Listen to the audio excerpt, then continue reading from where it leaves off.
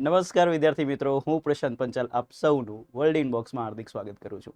મિત્રો, આપણી world inbox academy દ્વારા મુખ્ય પરીક્ષામાં આવનારું જે વર્ણનાત્મક અંગ્રેજી છે એમાં માસ્ટરી લાવવા માટે, મેક્સિમમ સ્કોર કરવા માટે સરસ મજાનો એક પ્રોજેક્ટ ચલાવવામાં આવી રહ્યો છે, જેનું નામ છે પ્રોજેક્ટ CDE, જેનું ફૂલ નેમ થાય છે crack descriptive English. Done. Descriptive English એટલે કે વર્ણનાત્મક અંગ્રેજી, એને આપણે શું કરવું છે? ક્રેક કરવું છે. તો એ અંતર્ગત આપણે જે પ્રોજેક્ટ ચલાવી રહ્યા છીએ એ પ્રોજેક્ટમાં આજે આપણે લેક્ચર નંબર 41માં ભેગા થયા છીએ. લેક્ચર નંબર 41 પાસ્ટ પરફેક્ટ ટેન્સના વિશે ડિસ્કશન કરીશું. પાસ્ટ પરફેક્ટ ટેન્સનું ગુજરાતી શું થશે? તો પરફેક્ટ એટલે કે ક્રિયા પૂર્ણ છે અને પાસ્ટ ટેન્સ એટલે ભૂતકાળ, તો આનું ગુજરાતી થશે પૂર્ણ ભૂતકાળ. પૂર્ણ ભૂતકાળમાં આજે આપણે પેરેગ્રાફ 3 ડિસ્કસ કરવાનો છે. ઓલરેડી લેક્ચર નંબર 39 અને 40 ની અંદર પાસ્ટ પરફેક્ટ ટેન્સના પેરેગ્રાફ 1 અને પેરેગ્રાફ 2 આપણે ડિસ્કસ કરી ચૂક્યા છીએ. દેન આજે આપણે 41મો લેક્ચર છે. જે લોકોને અગાઉના 40 લેક્ચર્સ દેખવા હોય એમના માટે એક ખુશ ખબર છે કે આપણી જે વર્લ્ડ ઇનબોક્સની યુટ્યુબ ચેનલ છે એ યુટ્યુબ ચેનલ ઉપર જવાનું, ત્યાં એક પ્લેલિસ્ટ બનેલું છે પ્રોજેક્ટ CDE નામનું. ત્યાં આગળ જઈને તમને બધા વિડીયો અવેલેબલ થઈ જશે. અત્યારે 41 નંબરનો લેક્ચર છે તો 40 વિડીયોઝનું લિસ્ટ આખું બનેલું છે ત્યાં. રેડી? તો જો તમારે જોવાના બાકી હોય તો તમે પ્લીઝ એ લેક્ચર્સ જોઈ લેજો. તો સરસ મજાનું પેરેગ્રાફ 3 છે, એનો આપણે ટાઇટલ શું છે જોઈ લઈએ. ડિજિટલ બેન્કિંગમાં ભારતની પ્રગતિ. તો ભારત જે છે દિવસે ને દિવસે ડિજિટલ થતું જાય છે. એમાં બી બેન્કિંગ સેક્ટરમાં જે આપણે ડિજિટલ બેન્કિંગ કરીએ છીએ એમાં આપણે જે ડિજિટાઇઝેશન લાવીએ છીએ એમાં આપણી શું પ્રગતિ છે એની ચર્ચા આજના પેરેગ્રાફમાં કરવાની છે. તો ખૂબ સારો ટોપિક છે મેઇન્સ એક્ઝામ પોઈન્ટ ઓફ વ્યૂના રિગાર્ડિંગ વાત કરીએ. પ્રોજેક્ટ CDEમાં આપણે એવા પેરેગ્રાફનું ડિસ્કશન કરીએ છીએ જેથી તમને ડાયરેક્ટલી મેન્સમાં જે છે ને બેનિફિટ થાય.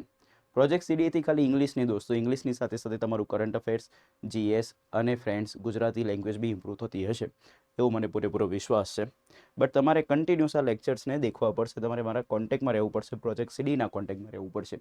તો બિલીવ મી, તમારું ઇંગ્લિશમાં જે લેવલ છે એ ડેફિનેટલી ઇમ્પ્રૂવ થશે. સાથે સાથે GS, કરંટ અફેર્સ અને ગુજરાતી લેંગ્વેજમાં બી લેવલ તમારું ઇમ્પ્રૂવ થશે. સો આજનો જે ટાઇટલ છે ડિજિટલ બેન્કિંગમાં ભારતની પ્રગતિ. તો પહેલાં તો આ ટાઇટલને આપણે ઇંગ્લિશમાં ટ્રાન્સલેટ કરીએ તો ડિજિટલ બેન્કિંગ, તો બેન્કિંગ એક નામ છે, બેન્કિંગ કેવું? ડિજિટલ. તો આ એની વિશેષતા બતાવે છે. તો આ વિશેષણ અને નામ આપણે સીધું લખવું પડશે. ડન. તો પહેલાં તો આનો વોકેબ શીખી લઈએ. ડિજિટલ તો ઇંગ્લિશ જ વર્ડ છે, તો અહીંયા આવશે ડિજિટલ. બેન્કિંગ એટલે બેંકનો સ્પેલિંગ આવડે એની પાછળ ING લગાવી દેવાનું એટલે બેન્કિંગ બની જાય. ડન. હવે હું તમને આનો વોકેબ શીખવાડું. માને કહેવાય ઇંગ્લિશમાં ઇન. તો પહેલાં હું તમને ખાલી વોકેબ શીખવાડું છું. ભારત એટલે કે ઇન્ડિયા. હવે આ જે ની લખેલું છે એનું ઇંગ્લિશ શું થાય એને સમજીએ. તો સમજો, ભારત એક નામ છે અને પ્રગતિ બી એક નામ છે. જ્યારે બે નામની વચ્ચે નો, ના, નીનું, ને આવેલું હોય, શું આવેલું હોય? નો, ના, ની, નું, ને. તો એ બધાના ઇંગ્લિશ બે રીતે થાય. એક તો થાય ઓફ અને એક થાય એપોસ્ટ્રોફી S. રેડી? હવે પ્રગતિનું વોકેબ શીખીએ તો પ્રગતિને કહેવાશે પ્રોગ્રેસ. શું કહેવાય? પ્રોગ્રેસ. ડન. તો મારે આ આખા ટાઇટલને ઇંગ્લિશમાં ટ્રાન્સલેટ કરવું હોય તો કેવી રીતે થઈ શકશે? તો ધ્યાન આપજો. આ બધા વોકેબનો આપણે ઉપયોગ કરીશું ને ઇંગ્લિશમાં ટાઇટલ બનાવીશું. તો ગુજરાતી કરતાં ઇંગ્લિશ ભાષા બેઝિકલી ઊંધી બનેલી છે, તો આપણે પાછળથી આગળ આવીને લખવું પડશે. તો સૌથી પહેલાં લખીશું ભારતની પ્રગતિ. તો ભારતની પ્રગતિ લખવી હોય અને એમાં મારે નો, ના, નીનું ઇંગ્લિશ ઓફ કરવું હોય તો એ પાછળથી આગળ આવીને લખવું પડે. તો પ્રગતિને કહેવાય પ્રોગ્રેસ.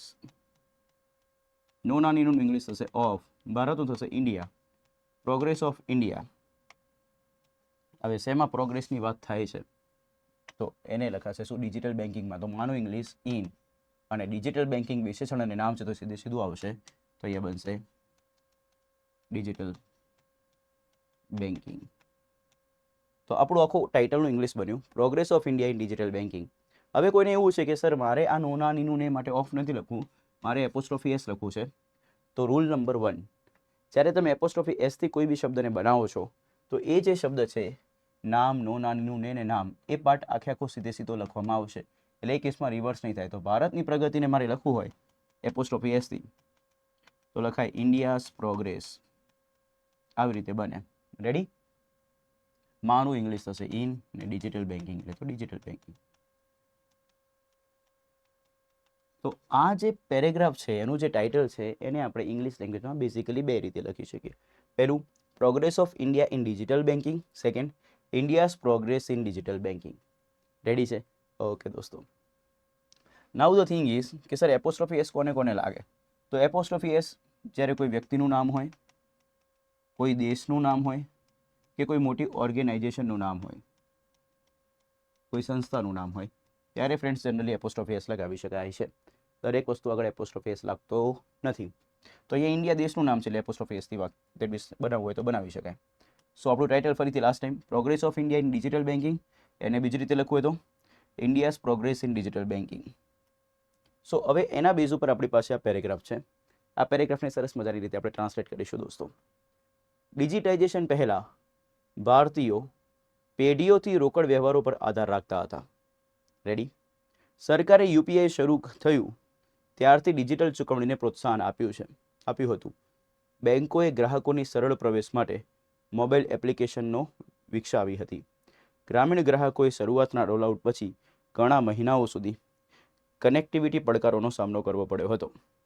તો આ જે આખો પેરેગ્રાફ છે એને ઇંગ્લિશ લેંગ્વેજમાં આપણે જો લખવું હોય તો આ જે પેરેગ્રાફની અંદર વાક્ય છે એનો પહેલાં તો કાળ ખબર હોવી જોઈએ, પછી એમાં ક્રિયાનો પ્રકાર ખબર હોવી જોઈએ. આ બંને વસ્તુ ખબર પડે ને ત્યારે આપણા માટે એ વાક્ય કયા કાળમાં અંગ્રેજી ભાષામાં લખવાનું છે એ નક્કી કરી શકાય. હવે ટેકનિક તમને બતાવું. તમે ફર્સ્ટ લેક્ચરથી મારી સાથે જોડાયેલા હશો, તમને આઈડિયા આવી ગયો હશે કે ટેકનિક એક જ છે મૂળભૂત, કે તમારે હંમેશા કાળ નક્કી કરવું હોય તો વાક્યના એન્ડમાં જવાનું અને વાક્યમાં એન્ડમાં રહેલા શબ્દને જોવાનું. અહીંયા શું છે? હતા, હતું, હતી, હતો. તો જ્યારે વાક્યના એન્ડમાં હતો, હતી, હતા, હતું આવું લખેલું હોય તો મિત્રો એ વાક્ય આપણને જે છે ને બેઝિકલી ભૂતકાળ બતાવે. ભૂતકાળ એટલે કે એવો સમય કે જે વીતી ગયેલો છે. તો જ્યારે આપણે હતો, હતી, હતા આવું બોલીએ છીએ વાતચીત દરમિયાન ત્યારે આપણે વીતી ગયેલા સમયની વાત કરીએ અને વીતી ગયેલા સમયને જ કહેવાય શું? ભૂતકાળ. ભૂતકાળ છે. હવે દરેકે દરેક વાક્યમાં ક્યાંક ને ક્યાંક ક્રિયા છે. એ ક્રિયા કેવી છે? સાદી છે, ચાલુ છે, પૂર્ણ છે કે ચાલુ પૂર્ણ છે એ ચેક કરી લઈએ. તો આધાર રાખતા હતા, તો આધાર રાખવાની ક્રિયા પૂરી થઈ ચૂકેલી છે. પ્રોત્સાહન આપ્યું હતું તો પ્રોત્સાહન આપવાની ક્રિયા બી કેવી છે? પૂર્ણ છે. વિકસાવી હતી તો વિકસાવવાની ક્રિયા પૂર્ણ છે. સામનો કરવો પડ્યો હતો તો સામનો કરવાની ક્રિયા પૂર્ણ છે. તો આ બધા વાક્યમાં લખેલી ક્રિયા કેવી છે? પૂર્ણ. હવે એકદમ સિમ્પલ, આ પૂર્ણ અને આ ભૂતકાળ આ બંને શબ્દોને ભેગું કરો તો કાળનું નામ બની જશું પૂર્ણ ભૂતકાળ. હવે પૂર્ણ ભૂતકાળમાં વાક્ય લખવું હોય તો કોમન સેન્સ છે દોસ્તો, આપણને આ વાક્યની તે બીજા કાળની વાક્ય રચના આવડતી હોવી જોઈએ. તો પૂર્ણ ભૂતકાળની વાક્ય રચના મેં તમને ઓલરેડી 2 લેક્ચરમાં શીખવાડેલી છે. લેક્ચર નંબર 39 અને 40, જેમાં પેરેગ્રાફ 1 અને પેરેગ્રાફ 2 ડિસ્કસ કરેલો છે પૂર્ણ ભૂતકાળનો. તો પૂર્ણ ભૂતકાળની કોઈ વાક્ય રચના પૂછે તો વાક્ય રચના ફ્રેન્ડ્સ આપણે બેઝિકલી આવી રીતે બનાવીએ છીએ કે હંમેશા વાક્યની શરૂઆત થશે ક્યાંથી? તો કર્તાથી. કર્તા પછી ભૂતકાળ પ્રમાણે હેવનું રૂપ આવશે અને ભૂતકાળ પ્રમાણે હેવનું રૂપ શું થાય? હેડ. ક્રિયા પૂર્ણ છે તો પૂર્ણ ક્રિયા બતાવવા માટે ઇંગ્લિશ લેંગ્વેજમાં ક્રિયાપદનું હંમેશા ત્રીજું રૂપ વપરાય, જેને કહેવાય થર્ડ ફોર્મ ઓફ વર્બ, જેને આપણે શોર્ટમાં V3 કહીએ છીએ. તો એટલા માટે અહીંયા આવશે V3 રૂપ. પછી અહીંયા આવશે કર્મ અને પછી આવશે અન્ય શબ્દો. તો આપણા માટે વાક્ય રચના બની કર્તા, હેડ, V3, કર્મ, અન્ય શબ્દો. ડન. આ વાક્ય રચના જે છે ને પૂર્ણ ભૂતકાળની છે અને એમાં મજાની વાત કહું શું છે, કઈ રીતે ઓળખી શકાય? દેખો, V3 એટલે ક્રિયા પૂર્ણ, હેડ એટલે ઇંગ્લિશમાં થાય ભૂતકાળ. આ બંને શબ્દને ભેગા કરો એટલે કાળ બને શું? પૂર્ણ ભૂતકાળ. બસ આટલું ઇઝી છે ઇંગ્લિશ. તો બેટર છે કે ઇંગ્લિશને ગોખવાનું નથી, ઇંગ્લિશને શું કરવાનું છે? સમજવાનું છે. જેમ મેથ્સ અને રિઝનિંગમાં લોજિક હોય છે એવી રીતે ઇંગ્લિશમાં બી લોજિક છે. બસ એ લોજિક સમજતા જાઓ. લોજિકને સમજવા માટે તમારે કન્ટિન્યુઅસ જોતું રહેવું પડશે પ્રોજેક્ટ CDE. દોસ્તો ધ્યાન આપજો. અહીંયા આ છે હેડ V3. એમાં મજાની વાત શું છે કે આ જે હેડ છે ને એ બધા કરતા સાથે સેમ જ આવવાનું, એટલે કે દરેકે દરેક કરતા હોય બધા સાથે આપણે પ્રેમથી શું મૂકી દેવાનું? હેડ.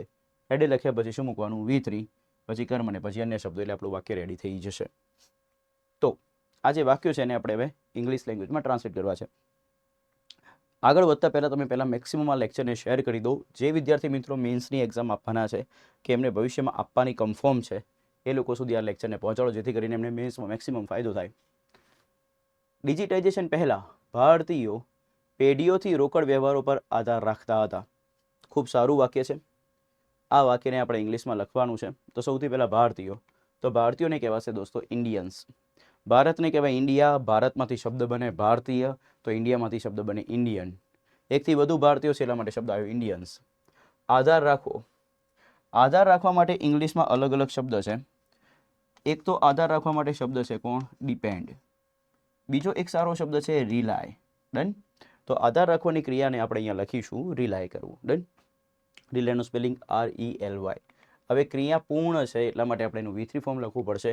V3 ફોર્મ બનાવવું હોય તો Y નીકળી જાય અને IED લાગી જાય અને શબ્દ બને રિલાઇડ. શું બને? રિલાઇડ. રેડી? તો Y નીકળી જશે અને IED લાગશે. મોસ્ટ ઇમ્પોર્ટન્ટ રૂલની આપણે વાત કરીએ તો મોસ્ટ ઇમ્પોર્ટન્ટ રૂલ એ છે કે આપણે જેના ઉપર આધાર રાખતા હોઈએ એને દર્શાવવા માટે એ લખતા પહેલાં આપણે ઓન પ્રિપોઝિશન લખવું પડશે. તો જેના પર આધાર હોય એને લખતા પહેલાં આપણે ઓન પ્રિપોઝિશન લખવું પડશે. ડન. જેમ કે ડિજિટાઇઝેશન પહેલાં ભારતીય પેઢીઓથી રોકડ વ્યવહારો પર આધાર રાખતા હતા. તો આ આધાર રાખવાની ક્રિયા કોના પર છે? તો રોકડ વ્યવહારો પર. તો રોકડ વ્યવહારો અંગ્રેજીમાં લખતા પહેલાં આપણે આ પરનું ઇંગ્લિશ લખવું પડશે અને પરને ઇંગ્લિશમાં કહેવાશે ઓન. તો રૂલ આવો છે, જેના પર આધાર રાખવામાં આવતો હોય તેને લખતા પહેલાં ઓન લખવું. રેડી? રોકડ વ્યવહારો, તો વ્યવહારો નામ છે. વ્યવહારો કહેવાતો કે જે રોકડમાં થાય, તો રોકડ આ વ્યવહારોની વિશેષતા બતાવે એટલા માટે આ વિશેષણ છે. રોકડને કહેવાય કેશ અને વ્યવહારોને કહેવાય ટ્રાન્ઝેક્શન્સ. શું કહેવાય દોસ્તો? ટ્રાન્ઝેક્શન્સ. આપણે અત્યારે ડિજિટલ ટ્રાન્ઝેક્શન કરતા હોય ને ફોન પે ને જીપેથી, તો એ જે વ્યવહાર છે એને શું કહેવાય? ટ્રાન્ઝેક્શન. એકથી વધુ છે એટલે શું આવશે? ટ્રાન્ઝેક્શન્સ. તો શું બને? Cash transactions. તો અહીંયા આવશે કેશ ટ્રાન્ઝેક્શન્સ. ડિજિટાઇઝેશન પહેલાં, તો પહેલાં લખવા માટે ઇંગ્લિશમાં શબ્દ છે બિફોર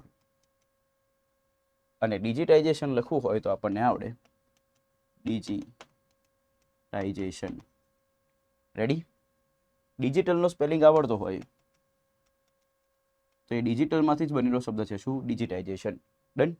હવે ગુજરાતી કરતાં ઇંગ્લિશ ભાષા ઊંધી છે તો પાછળથી આગળ એને લખવું પડશે. તો પહેલાં લખવું પડશે બિફોર, પછી લખવું પડશે ડિજિટાઇઝેશન. તમે જો ડિજિટાઇઝેશનનું સ્પેલિંગ ગૂગલ કરો છો તો તમને ડિજિટાઇઝેશનનો બીજો બી સ્પેલિંગ દેખાશે, ડિજિટાઇઝેશન. એ સ્પેલિંગ કંઈક આવો હોય છે. ડન. તો ડિજિટાઇઝેશનનો આ સ્પેલિંગ બી સાચો છે, ડિજિટાઇઝેશનનો આ સ્પેલિંગ બી સાચો છે. તો ફરક શું છે? જે સ્પેલિંગમાં Z લાગેલો હોય એ દોસ્તો અમેરિકન ઇંગ્લિશવાળો સ્પેલિંગ છે અને જે સ્પેલિંગમાં ઝેડની જગ્યાએ S હોય એ બ્રિટિશ ઇંગ્લિશવાળો સ્પેલિંગ છે. ડન. અમેરિકા મહાસત્તા છે તો એને પોતાનું અંગ્રેજી અલગથી બનાવેલું છે જેને કહેવાય અમેરિકન ઇંગ્લિશ. બાકી generally all over the world જે ઇંગ્લિશ ચાલે છે જે બ્રિટિશ ઇંગ્લિશ, બિકોઝ બ્રિટિશર્સે બનાવેલું ઇંગ્લિશ છે એને કહેવાય British English. Done. America, Canada એવા બીજા 4-5 દેશ છે જે અમેરિકન ઇંગ્લિશને ફોલો કરે છે. બાકી ઓલમોસ્ટ વર્લ્ડમાં ઇંગ્લિશ શીખવાડ્યું કોને? બ્રિટિશર્સે. એટલા માટે એમની રીતે એ લોકો બ્રિટિશ ઇંગ્લિશ વાપરે છે. તો આપણે કયું ઇંગ્લિશ વાપરીએ છીએ? તો આપણને બી ઇંગ્લિશ કોને શીખવાડ્યું? બ્રિટિશર્સે. તો એટલા માટે આપણે બ્રિટિશ ઇંગ્લિશનો ઉપયોગ કરીએ છીએ. તો ડિજિટાઇઝેશનનો સ્પેલિંગ આપણે લખીશું SATION વાળો. ડન. તો ડિજિટાઇઝેશન પહેલાં તો શું બને? Before digitization. ડન. જો તમે Z લખીને આવશો તો એ પ્રોપર નથી, તમારે શું લખવું જોઈએ? S લખવું પડે. Z લખશો તો અમેરિકન ઇંગ્લિશ થઈ જશે. પેઢીઓ, પેઢીઓને કહેવાય જનરેશન. શું કહેવાય? જનરેશન. ડન. હવે મારે એવું કહેવું છે કે પેઢીઓથી આપણે ઉપયોગ કરતા હતા, પેઢીઓથી આધાર રાખતા હતા. તો પેઢીઓ દોસ્તો જેને કહેવાય જનરેશન, પેઢીઓ બેઝિકલી સમયગાળો છે અને સમયગાળાને દર્શાવવા માટે મેં તમને અગાઉના લેક્ચર્સમાં બી કહેલું છે કે જ્યારે કોઈ ક્રિયાનો સમયગાળો બતાવવો હોય તો એના માટે ગ્રામેરિયન શબ્દ બનાવેલો છે શું? ફોર. તો અહીંયા થીનું ઇંગ્લિશ ફ્રોમ નહીં કરીએ, સિન્સ નહીં કરીએ, અહીંયા શું થશે? ફોર. ને પેઢીઓને કહેવાય શું? જનરેશન્સ. એક પેઢી હોય તો જનરેશન, એકથી વધુ હોય તો જનરેશન્સ. તો અહીંયા આવશે ફોર જનરેશન્સ. રેડી? તમે આ સ્લાઇડ ઉપર જોશો તો તમને સારા સારા વોકેબ દેખાશે. જેમ કે એક સારો વોકેબ છે કયો? રિલાય. રિલાયનો નિયમ શું છે કે રિલાય પછી કયું પ્રિપોઝિશન આવશે? ઓન. ઠીક છે. પછી કે ડિજિટાઇઝેશન સ્પેલિંગ સારો છે. પછી પેઢીઓથી તો સમયગાળો લખવા માટે કયું પ્રિપોઝિશન આવે? ફોર. આ કોન્સેપ્ટ બી સારો છે. હવે આવા કોન્સેપ્ટ શીખ્યા પછી આ વાક્યને ઇંગ્લિશમાં ટ્રાન્સલેટ કરવું હોય તો એના માટે બેઝિકલી આપણને આ કાળની વાક્ય રચના આવડતી હોવી જોઈએ ને વાક્ય ઓળખતા આવવું જોઈએ કે એ કયા કાળમાં છે. તો સૌથી પહેલાં કાળ ઓળખી લઈએ. અહીંયા કોણ છે? હતા. હતા એટલે થઈ ગયું ભૂતકાળ. આધાર રાખતા હતા, તો આધાર રાખવાની ક્રિયા કેવી થઈ ગઈ છે? પૂરી થઈ ગઈ છે, તો એને કહેવાય પૂર્ણ ભૂતકાળ. અને પૂર્ણ ભૂતકાળ લખવું હોય ઓફિસર્સ, તો એના માટે વાક્ય રચના આવે કોણ? હેડ V3. કોઈ બી વાક્યની શરૂઆત કર્તાથી થાય તો આપણે પહેલાં કર્તા શોધવો પડશે, અને કર્તાને શોધવા માટે પ્રશ્ન પૂછવો પડશે કોણથી. તો આપણે કોણથી પ્રશ્ન પૂછો કોણ રોકડ વ્યવહારો પર આધાર રાખતા હતા? તો જે જવાબ મળે છે કોણ? ભારતીયો. તો આપણા માટે કર્તા થઈ ગયું ભારતીયો. આપણે આ વાક્યને અહીંથી લખીશું, બીકોઝ સ્પેસ મારી પાસે થોડી ઓછી છે, તો તમે થોડું સમજજો મને. તો આ વાક્યને અહીંથી લખીશ. તો ભારતીયો આપણો કર્તા છે, તો એના માટે શું લખાય? ઇન્ડિયન્સ. એના પછી પૂર્ણ ભૂતકાળ હોય તો પૂર્ણ ભૂતકાળનું ક્રિયાપદ આવશે હેડ V3. તો અહીંયા આવશે હેડ, અને રિલાયનું V3 થશે રિલાયડ. હવે નિયમ એવો છે કે જેના પર આધાર રાખતા હોય એને લખતા પહેલાં ઓન પ્રિપોઝિશન લખવું પડે. તો પૂછી લઈએ કે ભારતીયો કોના પર આધાર રાખતા હતા? તો ભારતીયો કોના પર આધાર રાખતા હતા? તો જવાબ મળે છે રોકડ વ્યવહારો પર. તો આ રોકડ વ્યવહારોને લખતા પહેલાં મારે પ્રિપોઝિશન લખવું પડશે, જે છે ઓન. એ ઓન જે પ્રિપોઝિશન છે ને દોસ્તો, એ પરનું ઇંગ્લિશ છે, તો અહીંયા આવશે ઓન. હવે રોકડ વ્યવહારોને કહેવાશે શું? Cash transactions. રેડી? હવે ક્યારથી? તો હવે જે શબ્દ વધેલા છે, કર્તા આવી ગયું, ક્રિયાપદ આવી ગયું, પછી એનો પાઠ બી લખી નાખ્યો. તો હવે જે વધેલા શબ્દો છે એ અન્ય શબ્દો છે. તો અન્ય શબ્દો કયા કયા છે? તો ડિજિટાઇઝેશન પહેલા એક આ અન્ય શબ્દો છે, અને આ છે પેઢીઓથી. હવે આ બંનેમાં જે છે ને સમય દર્શાવતો શબ્દ આપણે જોવા જઈએ તો કયો છે? પેઢીઓથી. જનરલી વાક્યમાં આપણે સમય દર્શાવતો શબ્દ વાક્યના એન્ડમાં લખતા હોઈએ છીએ. તો કદાચ આ વાક્યમાં આપણે આ પેઢીઓથી જે સમય દર્શાવતો શબ્દ છે ને વાક્યના એન્ડમાં લખવો હોય તો આપણે લખીશું. તો અત્યારે આપણે શું લખવું પડશે? ડિજિટાઇઝેશન પહેલા. તો ડિજિટાઇઝેશન પહેલાંની ઇંગ્લિશમાં કેવું હોય તો કહેવાશે, હવે હું અહીંયા લખીશ, ધ્યાન આપજો, બિફોર ડિજિટાઇઝેશન. ડન. હવે વધેલો શબ્દ પેઢીઓથી, તો શું લખાશે? For generations. જ્યારે ક્રિયાનો સમયગાળો બતાવવો હોય ત્યારે કયું પ્રિપોઝિશન આવે? ફોર. તો આપણું સરસ મજાનું વાક્ય રેડી થઈ ગયું, જે આપણે અહીંથી અહીં સુધી બનાવેલું છે. શું બને છે વાક્ય? Indians had relied on cash transactions before digitization for generations. હવે કોઈને એવું છે કે ના સર, મારે તો જે રીતનું મેં સેન્ટેન્સ બનાવેલું છે ગુજરાતીમાં, એ જ રીતે મારે ઇંગ્લિશમાં બી લખતું જવું છે, તો એ અહીંયા લખી દેતા પેઢીઓથી, તો પહેલાં અહીંયા આવી જતું. તો શું આવતું? ફોર જનરેશન્સ, ને પછી છેલ્લે શું લખતા? Before digitisation. રેડી? એ રીતે બી સાચું છે. તમે સમય દર્શાવતો શબ્દ બાકીના એન્ડમાં બી લખી શકો છો. ઈચ્છા હોય તો જ્યાં તમારે વચ્ચે લખો હોય ત્યાં બી લખી શકાય, બટ કર્મના પછી. કોના પછી? કર્મના પછી. તો સરસ મજાનું વાક્ય રેડી થઈ ગયું. મોસ્ટ ઇમ્પોર્ટન્ટ નિયમ, જેના પર આધાર રાખતા હોય એને દર્શાવતા પહેલાં કયું પ્રિપોઝિશન આવે? એને દર્શાવવા માટે ઓન પ્રિપોઝિશન આવે. તો વોકેબ નોટ ડાઉન કરી લેજો દોસ્તો. સરકારી યુપીઆઈ શરૂ થયું ત્યારથી ડિજિટલ ચૂકવણીને પ્રોત્સાહન આપ્યું હતું. ઓકે, તો સૌથી પહેલાં વોકેબ જોઈ લે. પ્રોત્સાહન આપવું. પ્રોત્સાહન આપવાની ક્રિયાને દોસ્તો કે ભાઈ એન્કરેજ કરવું, પ્રમોટ કરવું. ડન. તો આવા બધા શબ્દો છે. તો બેન્કિંગ સેક્ટરની જ્યારે વાત થતી હોય તો એમાં પ્રોત્સાહન આપવાની ક્રિયાને લખાય, બેટર રીતે લખો તો કહેવાય પ્રમોટ કરવું. શું કરવું? પ્રમોટ. તો અહીંયા આવશે પ્રમોટ, કારણ કે ડિજિટલ ચૂકવણીને પ્રોત્સાહન આપવાની વાત છે, તો એને પ્રમોટ કરશે. હવે ક્રિયા પૂર્ણ છે તો એનું V3 ફોર્મ બનાવવું પડશે. V3 ફોર્મ બનાવું તો આ ઈ દેખાય ને, ઈની પછી તમારે પ્રેમથી ડી લગાવી દેવાનું, શબ્દ બનશે પ્રમોટેડ. ડિજિટલ ચૂકવણી. ચૂકવણી નામ છે. ચૂકવણી કેવી રીતે થાય છે? તો ડિજિટલ. ડિજિટલ એની વિશેષતા બતાવે છે, તો આ વિશેષણ છે. વિશેષણ અને નામ સીધે સીધું લખાશે, તો અહીંયા શબ્દ બનશે ડિજિટલ. ચૂકવણી એટલે કે અહીંયા થશે પેમેન્ટ. હવે ઓબ્વિયસ વાત છે, જ્યારે ડિજિટલ ચૂકવણી વાત કરતા હશું તો એક પેમેન્ટની વાત નહીં થાય, જેટલી બી રીતે ડિજિટલ પેમેન્ટ થતા હશે બધાની વાત છે. એટલા માટે અહીંયા ભાવને જો આપણે સમજીએ ને, ટોનને, તો એટલા માટે અહીંયા પ્લુરલ ફોર્મ લખવું પડે. શું આવશે? Digital payments. બિકોઝ એક ડિજિટલ પેમેન્ટને પ્રોત્સાહન ના આપ્યું હોય, જેટલા બી ડિજિટલ પેમેન્ટ થવા છે બધાને આપેલું હોય છે, એટલા માટે પ્લુરલ લખવું પડશે. તો અહીંયા શું આવશે? Digital payments. નેક્સ્ટ, યુપીઆઈ શરૂ થયું ત્યારથી. તો આ જે પ્રોત્સાહન આપવાની ક્રિયા ક્યારથી શરૂ થઈ? તો યુપીઆઈ શરૂ થયું ત્યારથી. તો જ્યારે તમારે વાક્યમાં ક્રિયાની શરૂઆતનો ચોક્કસ સમય લખવો હોય ત્યારે ફ્રેન્ડ્સ તમારે લખવા માટે થીનું ઇંગ્લિશ બનાવવું પડશે સિન્સ. શું બનશે? સિન્સ. અને જો ક્રિયાનો સમયગાળો બતાવવો હોય તો એને લખવા માટે ફોર આવશે. આ બંને શબ્દો પર વધારે કામગીરી કરજો દોસ્તો, કારણ કે સિન્સ અને ફોર મેઇન્સ એક્ઝામમાં લખવા માટે ખૂબ ઇમ્પોર્ટન્ટ છે. એક સિમ્પલ કોન્સેપ્ટ છે. ભૂતકાળમાં શરૂ થયેલી ક્રિયાની શરૂઆતનો ચોક્કસ સમય બતાવવો હોય તો સિન્સ. ભૂતકાળથી શરૂ થયેલી ક્રિયાનો સમયગાળો બતાવવો હોય તો ફોર. આટલું યાદ રાખો એટલે કામ થઈ જાય. તો અહીંયા ક્યારથી વાત થાય છે? તો યુપીઆઈ શરૂ થયું ત્યારથી. તો આ કોઈ સમયગાળો છે કે શરૂઆતનો ચોક્કસ સમય? તો શરૂઆતનો ચોક્કસ સમય, એટલા માટે આવશે સિન્સ. હવે યુપીઆઈ શરૂ થયું, આને મારે લખવું હોય તો બે રીત છે. એક તો શરૂ કરવાની ક્રિયાને કહેવાય લોન્ચ કરવું. ડન. તો યુપીઆઈ શરૂ થયું ત્યારથી તો એને લખાય લોન્ચ ઓફ યુપીઆઈ. શું લખાય? Launch of UPI. તો આને મેં નામમાં કન્વર્ટ કરીને લખી નાખ્યું. તો યુપીઆઈ શરૂ થયું ત્યારથી આખું લખવું તો શું લખાય? Since launch of UPI. Done. Unified payment interface, જેને અત્યારે આપણે ઉપયોગ કરતા હોઈએ છીએ. હવે નિયમ એવો છે કે નામ ઓફ નામ હોય તો જનરલી પહેલા નામની આગળ ધ આર્ટિકલ લાગે. તો આખું લખવું તો શું લખાય? Since the launch of UPI. તમે કદાચ ધ આર્ટિકલ લખવાનું ભૂલી બી જાઓ છો તો બહુ ચિંતા કરવાની નહીં. ડન. તો since the launch of UPI. Ready? હવે આને મારે વાક્યમાં કન્વર્ટ કરીને લખવું છે.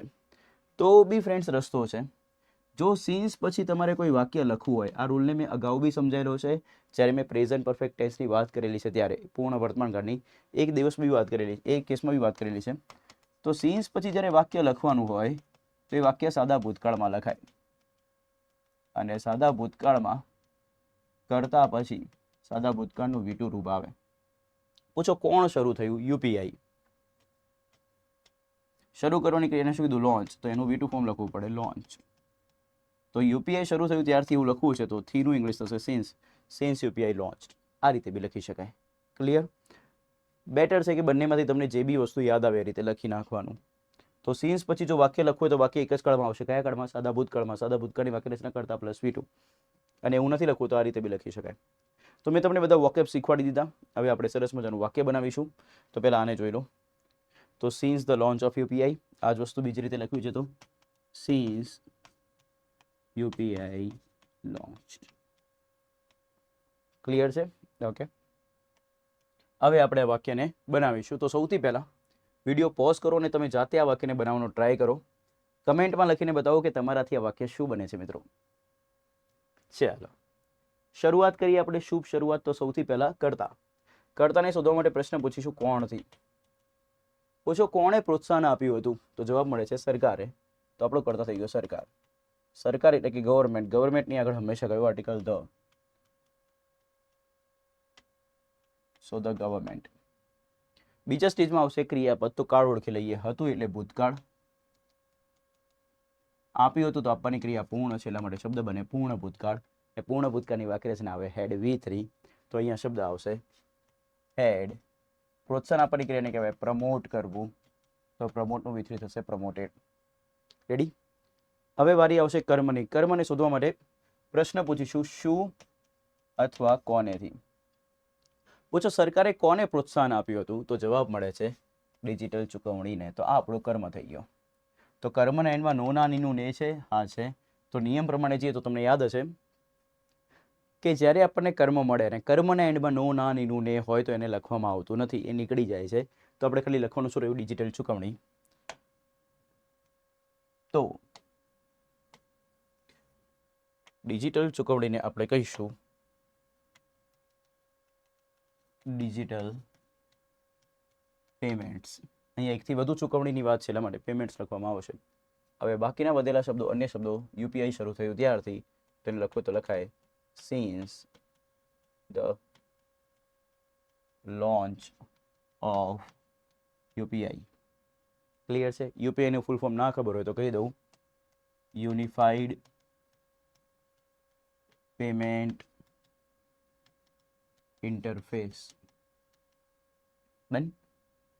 એ અત્યારે બહુ માર્કેટમાં છે, તમને ખ્યાલ હશે જ દોસ્તો. તમે ઓબ્વિયસલી એનાથી પેમેન્ટ કરતા જશો. તો the government had promoted digital payment since the launch of UPI. તો સરસ મજાનું વાક્ય બની ગયું છે. નેક્સ્ટ સેન્ટેન્સ તરફ મૂવ ઓન કરીએ.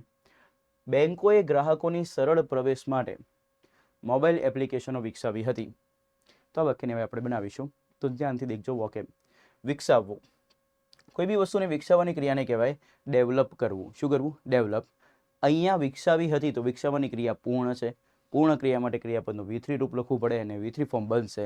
ઈડી લાગી જશે, શબ્દ બનશે ડેવલપ્ડ. સરળ પ્રાપ્તિ. પ્રાપ્તિ પણ પ્રાપ્તિ એક નામ છે. પ્રાપ્તિ કેવી? તો એ સરળ. તો એનું વિશેષણ છે તો વિશેષણ અને નામને દોસ્તો સીધું લખાય. સરળ માટે શબ્દ આપણે વાપરીએ છીએ ઇઝી. ડન. ને પ્રાપ્તિને કહેવાય એક્સેસ. ડન. તો ઇઝી એક્સેસ. બટ આના કરતાં બી હું તમને સારું વોકેબ શીખવાડું. સરળ માટે ઇઝી લખશું ને તો નોર્મલ વર્ડ છે. હું તમને થોડો એક્સ્ટ્રા ઓર્ડિનરી શબ્દ બતાવું. સરળ માટે બીજો શબ્દ લખાય સીમલેસ. શું લખાય? સીમલેસ. જેમાં કોઈ જાતની તકલીફ ના પડે એને શું કહેવાય? સીમલેસ એટલે કે સરળ. પ્રાપ્તિને શું કહેવાય? એક્સેસ. તો સરળ પ્રાપ્તિ માટે બેટર વર્ડ આપણે લખીશું સીમલેસ એક્સેસ. ગ્રાહકો. ગ્રાહકોને દોસ્તો કહેવાશે કસ્ટમર્સ. એકથી વધુ છે ગ્રાહકો છે તો અહીંયા પાછળ એસ આવશે, તો કસ્ટમર્સ. તો આઈ હોપ જેટલા વોકેબની જરૂર હતી બધા વોકેબ શીખી લીધા. હવે આપણે આ વાક્યને આ વોકેબનો ઉપયોગ કરીને તમારે ફ્રેમ કરવાનું છે. કમેન્ટ કરીને તમે મને બતાવો. વિડીયો પોઝ કરી દો, કમેન્ટ કરો ફટોફટ સેન્ટેન્સ બનાવીને. તો આઈ હોપ તમે વિડીયો પોઝ કરીને સેન્ટેન્સ બનાવી દીધું હશે, કમેન્ટ બી કરી દીધી હશે. હવે આપણે કર્તાને શોધીશું. કર્તા માટે પ્રશ્ન પૂછીશું શેનાથી? કોણથી. પૂછો કોણે એપ્લિકેશનો વિકસાવી હતી? તો જવાબ મળે છે બેંકોએ. તો આપણા માટે કર્તા થઈ ગયું બેંકો. તો અહીંયા શબ્દ બનશે બેંક્સ. બીજા સ્ટેજમાં ક્રિયાપદ શોધવું પડશે. તો ક્રિયાપદ માટે કાળ નક્કી કરવું પડે. વિકસાવી હતી. હતી એટલે ભૂતકાળ, અને વિકસાવવાની ક્રિયા પૂર્ણ થઈ ગઈ છે એટલા માટે આવશે પૂર્ણ ભૂતકાળ. અને પૂર્ણ ભૂતકાળની વાક્યરચના હોય તો દોસ્તો શબ્દ બને શું? હેડ V3. તો બેંક્સ સાથે આવશે હેડ. વિકસાવવાની ક્રિયાને કહેવાય ડેવલપ કરવું, તો એનું V3 બને ડેવલપ્ડ. કરતા આવી ગયું, ક્રિયાપદ આવી ગયું. થર્ડ સ્ટેજમાં વારી આવે કર્મની. કર્મ માટે પ્રશ્ન પૂછીશું શું અથવા કોનેથી. તો પ્રશ્ન પૂછીએ. પૂછો બેંકોએ શું વિકસાવી હતી કાં તો કોને વિકસાવી હતી? તો મોબાઈલ એપ્લિકેશનો. તો મોબાઈલ એપ્લિકેશનો આપણા માટે કર્મ છે. હવે તમે એવું ના વિચારતા કે અહીંયા નો નાનીનું ને વાક્યને એન્ડમાં છે નહીં લખાય. એપ્લિકેશન શબ્દની અંદર ન છે. હા, તો લખવું પડશે. તો મોબાઈલ એપ્લિકેશન એકથી વધુ છે તો શું લખાશે? Mobile applications. રેડી? ઓકે. હવે વધેલા શબ્દોને કહેવાય અન્ય શબ્દો. તો ગ્રાહકોની સરળ પ્રવેશ માટે. ગ્રાહકોના સરળ પ્રવેશ માટે.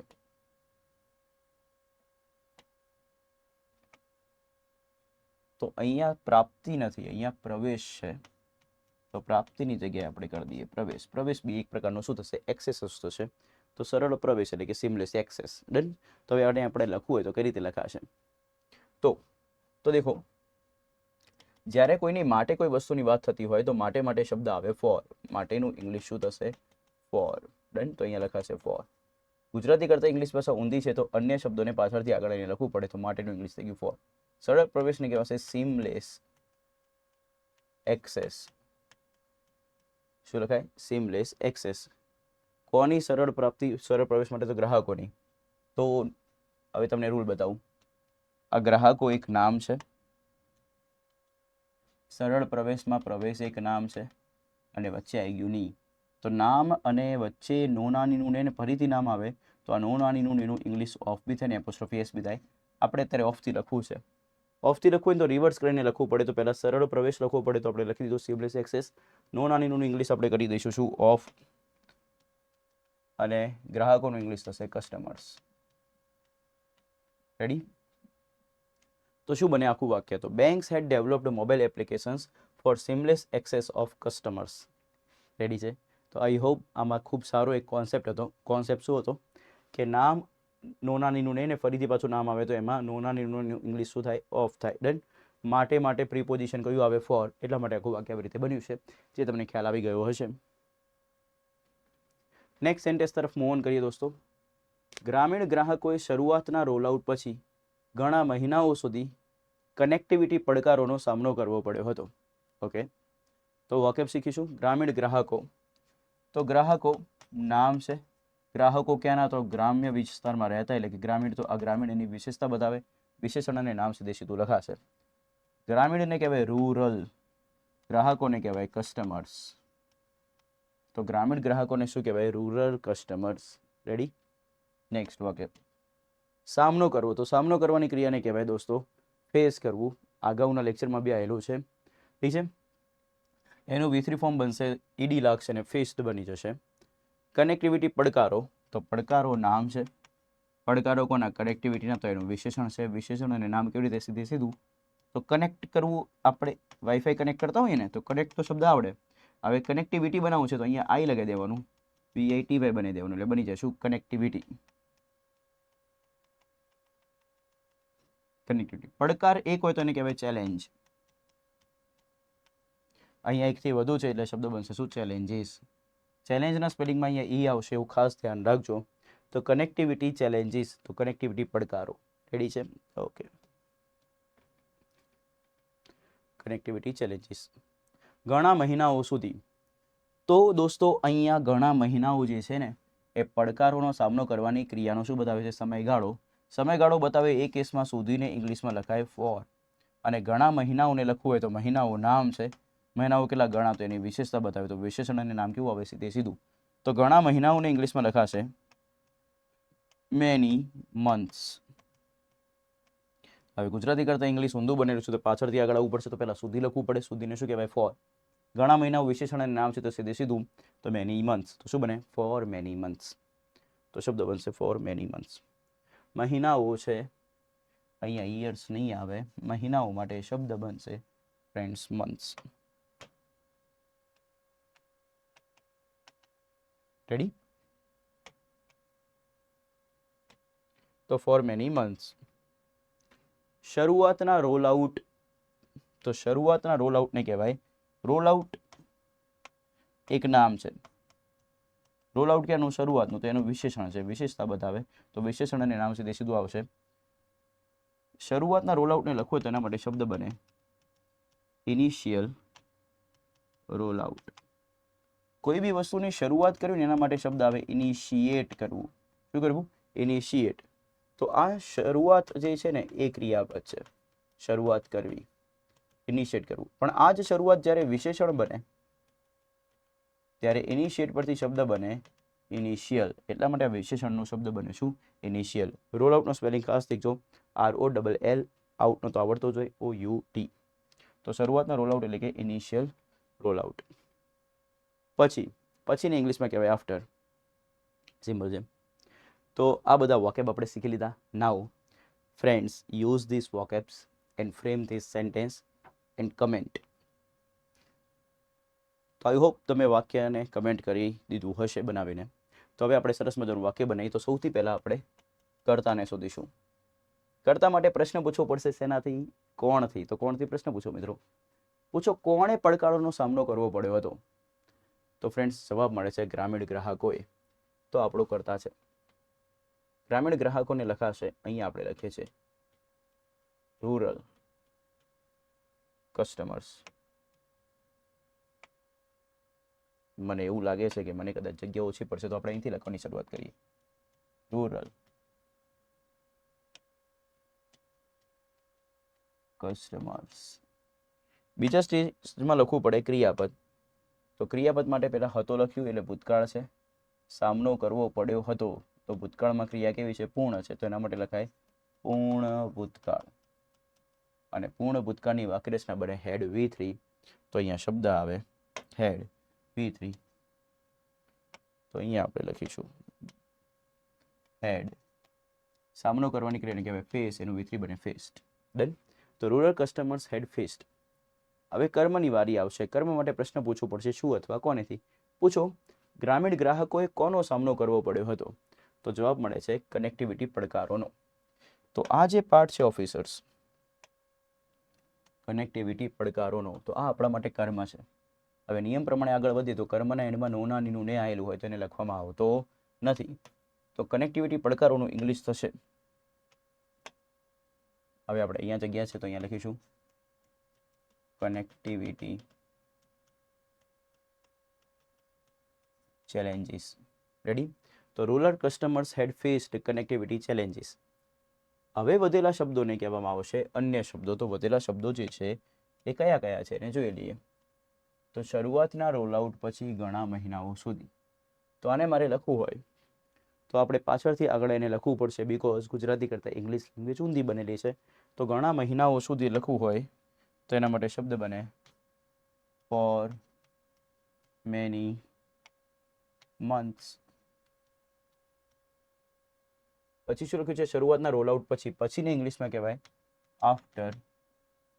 શરૂઆતને કહેવાય ઇનિશિયલ અને રોલ આઉટ આપણે અહીંયા લખી દઈએ રોલ આઉટ. ડન. તો આપણું સરસ મજાનું આખું સેન્ટેન્સ રેડી થઈ જાય છે દોસ્તો. અને એ સેન્ટેન્સ બને છે અહીંથી લઈને અહીં સુધી. તો હવે વાંચીએ. ગ્રામીણ ગ્રાહકોએ શરૂઆતના રોલઆઉટ પછી ઘણા મહિનાઓ સુધી કનેક્ટિવિટી પડકારોનો સામનો કરવો પડ્યો હતો. તો આ વાક્યનું ઇંગ્લિશ શું થાય? તો rural customers had faced connectivity challenges for many months after initial rollout. હવે કોઈ વ્યક્તિ એવું છે કે જેને એવી ઈચ્છા છે કે ભાઈ મારે સમય દર્શાવતો શબ્દ વાક્યના એન્ડમાં લખવો છે, તો આ જે ફોર મેની યર્સ સમય દર્શાવતો શબ્દ છે એને તમે વાક્યના એન્ડમાં લખી શકો છો. તો એ કેસમાં વાક્ય આવું બનતું: rural customers had faced connectivity challenges after initial roll out for many months. Clear છે? જનરલી આપણે સમય દર્શાવતો શબ્દ વાક્યના એન્ડમાં લખો ત્યાં બી લખી શકાય, અથવા કર્મના પછી લખો તો પણ લખી શકાય. બંને બે સાચા છે. સો ગાઈઝ, આ હતો સરસ મજાનો પાસ્ટ પરફેક્ટ ટેન્સ એટલે કે પૂર્ણ ભૂતકાળનો પેરેગ્રાફ 3. આપણે અત્યાર સુધી 41 લેક્ચર્સ કન્ડક્ટ કર્યા છે દોસ્તો પ્રોજેક્ટ સીડી અંતર્ગત. 41 લેક્ચર્સમાં ઘણું બધું કન્ટેન્ટ મેં તમને આપ્યું છે. હું તમને ડેફિનેટલી કન્ફર્મ ગેરંટી આપું છું કે ફ્રેન્ડ્સ, જો તમે ફર્સ્ટ લેક્ચરથી લઈને 41 લેક્ચર્સ કન્ટિન્યુઅસ જોયા હશે સ્ટેપ બાય સ્ટેપ એક એક કરીને, અને તમે એનું કન્ટિન્યુઅસ રિવિઝન બી કર્યું હશે, તો તમારે જે પહેલાં ઇંગ્લિશનું લેવલ હશે એના કરતાં 100% તમારું ઇમ્પ્રુવમેન્ટ થયું હશે. જો ઇમ્પ્રુવમેન્ટ થયું હોય તો તમે પ્લીઝ કમેન્ટ કરીને કહો કે યસ સર ઇમ્પ્રુવમેન્ટ થયું છે. તો મને આઈડિયા આવશે, મને સેટિસ્ફેક્શન મળશે કે હું જે કામ કરું છું, આપણી વર્લ્ડ ઇન બોક્સની ટીમ જે આટલી મહેનત કરીને કામ કરે છે એ બધાનું કામ સફળ છે. સો મળીએ દોસ્તો નેક્સ્ટ લેક્ચરમાં. Till then bye bye, take care, be happy, be healthy.